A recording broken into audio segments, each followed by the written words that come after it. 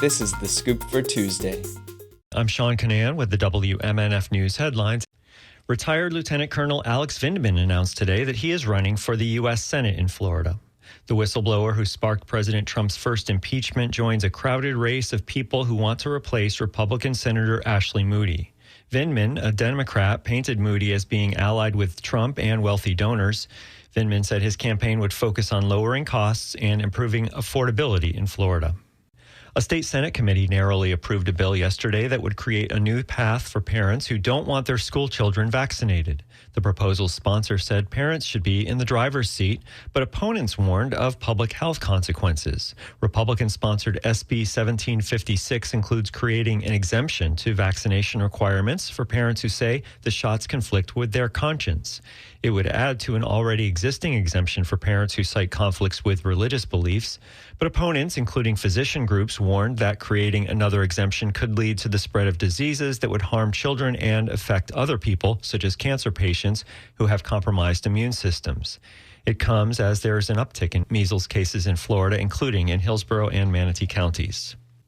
Yesterday was the start of week 3 of Florida's legislative session. WMNF's Chris Young reports Florida House Minority Leader Fentress Driscoll and Democratic Representative Kelly Skidmore addressed the media. Driscoll highlighted congressional redistricting and a push to eliminate property taxes as two topics dominating the session so far. I would love to support a property tax cut, especially as Florida faces an affordability crisis. But I'm not yet comfortable with any plan I've seen yet. They just cost our communities too much. The Republican-dominated House Ways and Means Committee voted last week to approve a proposed constitutional amendment that, if approved by 60% of voters in November, would phase out non-school homestead property taxes over the next decade. Democrats contend that it would remove too much funding from local governments. A poll from Florida Policy Institute shows most Floridians prefer property insurance cuts over a reduction in property taxes. Governor Ron DeSantis has been pushing for the taxes to be eliminated, calling it a rent paid to the government. Chris Young, WMNF News. More farmers and ranchers have asked for state money to help keep swaths of rural property from development. The Department of Agriculture and Consumer Services announced yesterday that more than 500 applicants were submitted for conservation easements through the Rural and Family Lands Protection Program. That's used to purchase easements that prevent development. The easements allow continued agricultural uses of the property. Agriculture Commissioner Wilton Simpson said in a news release that the record-breaking application cycle shows farms and ranches in Florida are under increasing pressure from development. The 2026 applications collectively would require about $2.1 billion to allow more than 600,000 acres to remain in agricultural use. Zoo Tampa at Lowry Park had a record-breaking year with more manatees coming through its rescue and rehabilitation program than ever before. WMNF's Leah Burdick reports the zoo is one of only 2 critical care centers for manatees in Florida.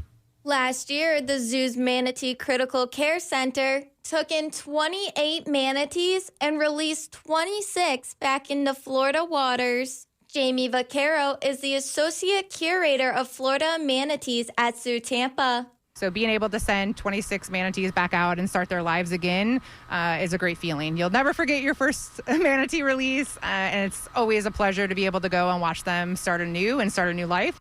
Right now, the center is caring for 20 manatees, 10 in critical condition. 2 of the most recent rescues, Titan and Melon, were brought in early December with collapsed lungs.